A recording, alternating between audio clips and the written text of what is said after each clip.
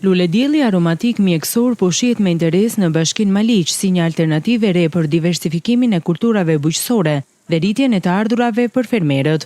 Kjo bimë kultivohet në sektorin e bimëve aromatike dhe mjekësore, ndërsa prodhimi i saj kërkohet edhe për treg.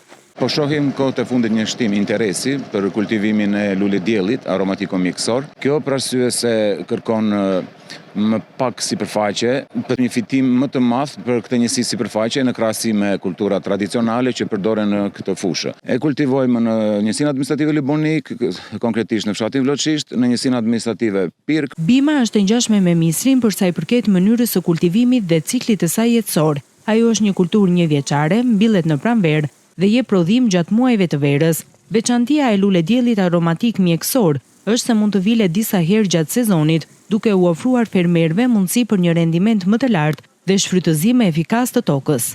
Ka avantazhet e saj ekonomike për arsye se ne i vjelim petalin kësaj lule dhe vilet disa herë deri në mbylljen e ciklit të bimës. Funksionon me kontratat që lidhen me grumbulluesit, të cilët janë po nga zona, të cilët janë jo vetëm grumbullues, por edhe eksportues. Varietetet e ndryshme kanë çmime të ndryshme. Unë mendoj që është diku mbi 4.000 lekë kilogrami i thatë i kësaj bime.